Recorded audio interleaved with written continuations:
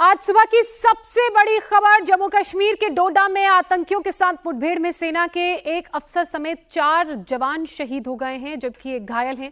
यह एनकाउंटर डोडा के देसा इलाके में चल रहा है। इंटेलिजेंस इनपुट के आधार पर भारतीय सेना और जम्मू कश्मीर की पुलिस उत्तरी डोडा के देसा में ज्वाइंट ऑपरेशन के लिए पहुंची थी। रात करीब 9 बजे आतंकियों के ठिकानों की पहचान कर ली गई, तभी आतंकियों की तरफ से फायरिंग शुरू कर दी गई। दोनों तरफ से भीषण गोलीबारी शुरू हुई, जो रात तक जारी रही। बीच में एक बार फायरिंग रुकी भी थी। उस दौरान सुरक्षा बलों ने सर्च ऑपरेशन शुरू किया।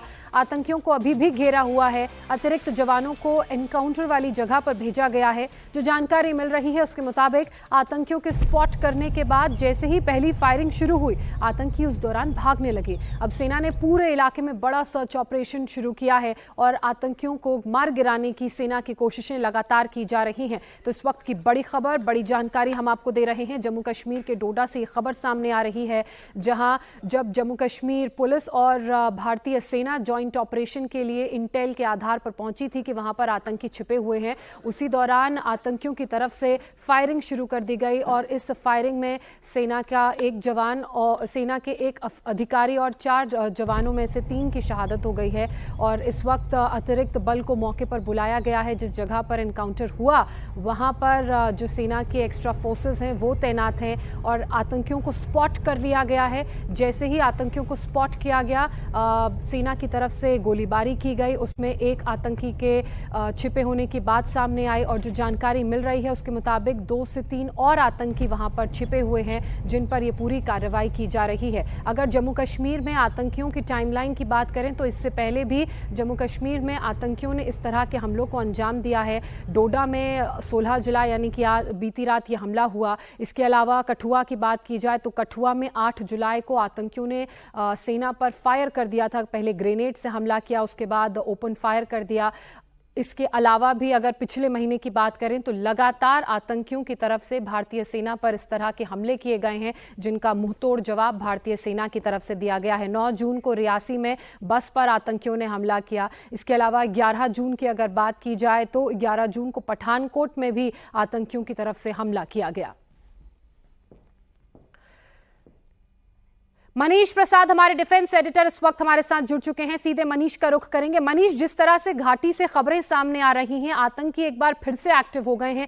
लगातार भारतीय सेना, वायुसेना पर उनके हमले जारी हैं। इसी कड़ी में डोडा में इस तरह की एक खबर सामने आई जब आतंकियों ने भारतीय सेना के जवानों पर, अधिकारियों पर हमला किया, जिसमें 4 की शहादत हो गई है। आज ज्योत्सना, सबसे पहले तो हम आपको ये बता दें कि पिछले 1 महीने में 7 बड़े आतंकी हमले हुए हैं और जिसमें भारतीय सेना और 1 वायुसेना का जवान इसमें शहीद हुआ है, वीरगति को प्राप्त हुए हैं। उसके अलावा कुल मिला के भारतीय सेना की 10 कैजुअल्टीज हैं।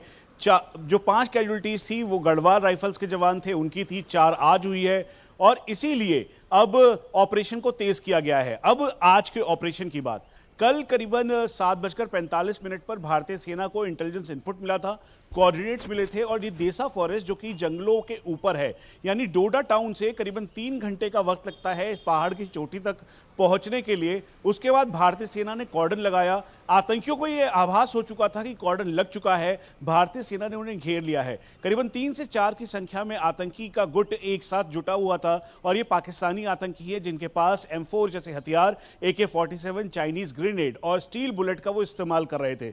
उसी दौरान भारतीय सेना की घेराबंदी जब हुई तो 9 बजे के लगभग देर रात कल आतंकियों ने फायर किया, कॉर्डन तोड़ के निकलने की कोशिश की। उसी समय भारतीय सेना के अदम्य साहस और शौर्य का परिचय देते हुए जो अफसर साथ में और जवान थे वो उन्होंने घेराव किया और फिर उसके बाद उसमें ये वीरगति को प्राप्त हुए। अब इसको देखते हुए जो और टीम्स थी, क्योंकि कॉर्डन चारों तरफ लगाया गया था कि आतंकी निकल ना सके, अब इनकी घेराबंदी के लिए ऑपरेशन जारी है और जल्द से जल्द इनको न्यूट्रलाइज करने के लिए भारतीय सेना अब ऑपरेशन को तेज कर रही है। जम्मू कश्मीर मनीष, आप बने रहिए हमारे साथ। राही कपूर इस वक्त हमारे साथ जुड़ चुके हैं। राही, अभी वहां पर किस तरह की स्थिति है?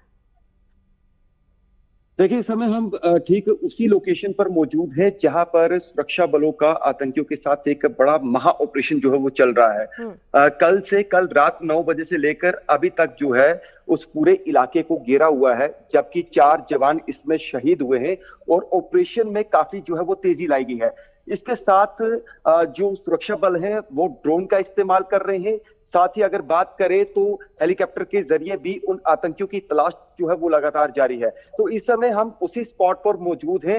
हालांकि इसके आगे जाने की जो है वो अनुमति नहीं है, क्योंकि सेना का वाहन इस रास्ते में जो है वो खड़ा किया गया है कि आगे नहीं जा सकते। हालांकि ये जो इलाका है, इस इलाके के अंदर जो डोक्स हैं, यानी जो कुछ ऐसे घर हैं डोक्स के, वहां पर आतंकी जो है वो पनाह लेते थे, छिपे होते थे, जिसके बाद जो है सुरक्षा बलों को एक इंटेल मिलता है। इंटेल मिलने के बाद एक ऑपरेशन लॉन्च किया जाता है और उस ऑपरेशन के दौरान आतंकियों के साथ मुठभेड़ जो है वो शुरू हो जाती है।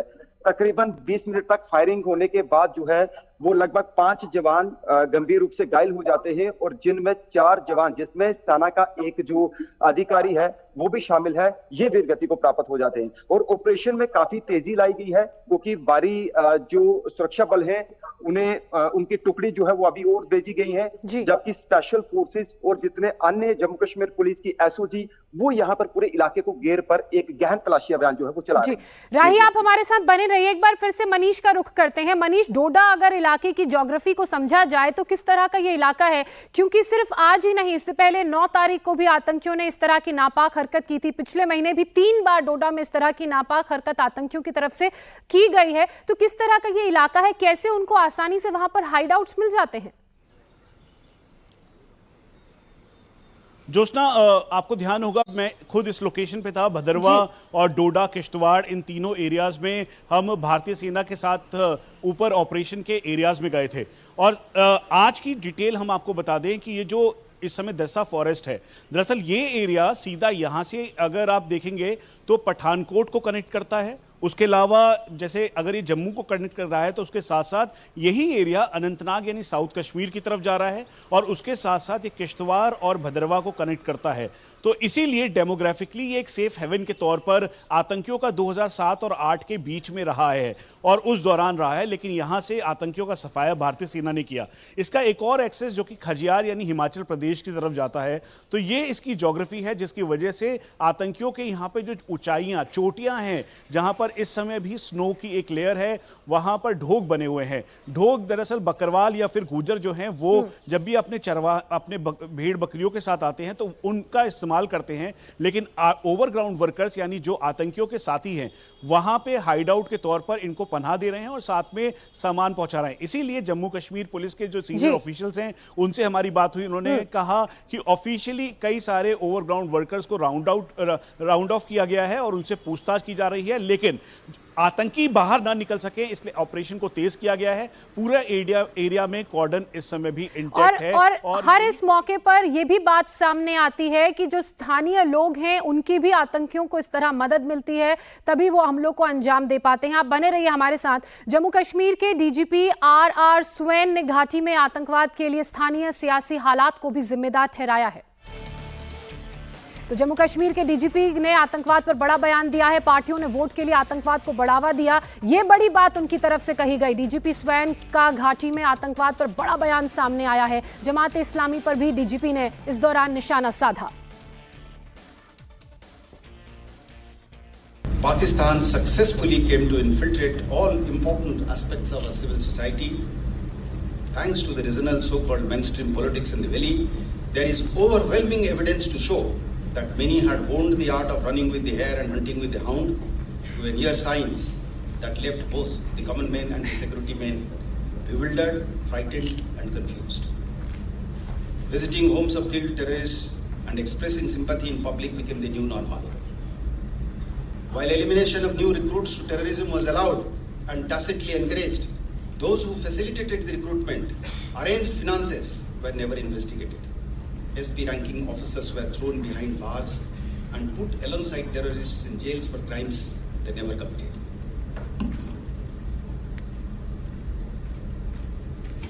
Death by accident.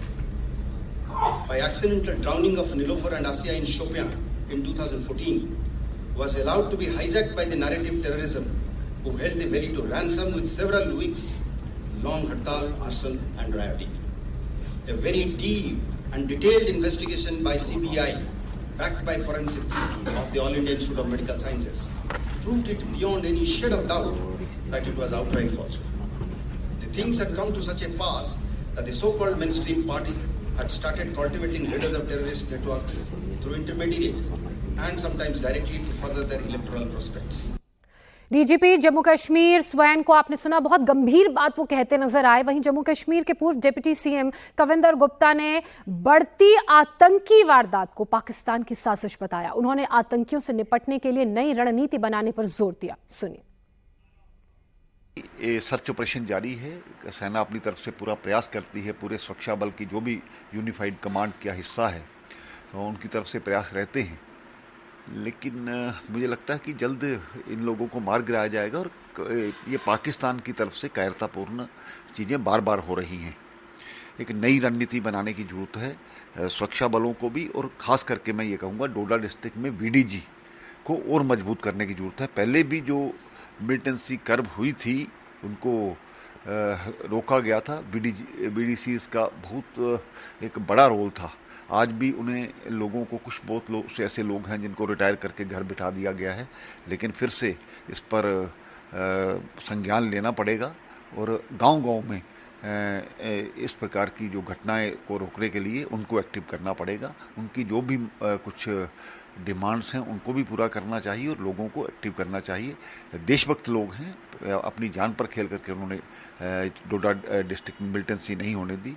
मैं उन शहीदों के परिवारों के प्रति संवेदना व्यक्त करता हूं और उम्मीद भी ये करनी चाहिए उनके माध्यम से, सुरक्षा बलों के माध्यम से ही जल्दी इसको मार गिराया जाएगा उनको।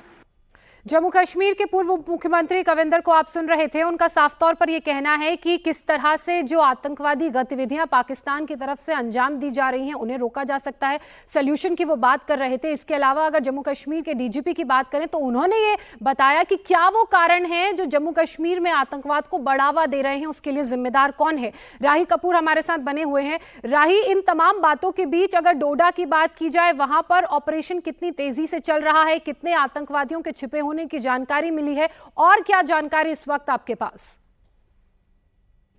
देखिए, इस समय जो है वो सेना का हेलीकॉप्टर जो है वो चारों तरफ एक राउंड कर रहा है, क्योंकि उन आतंकवादियों की तलाश में जो है ऑपरेशन को काफी तेज किया गया है।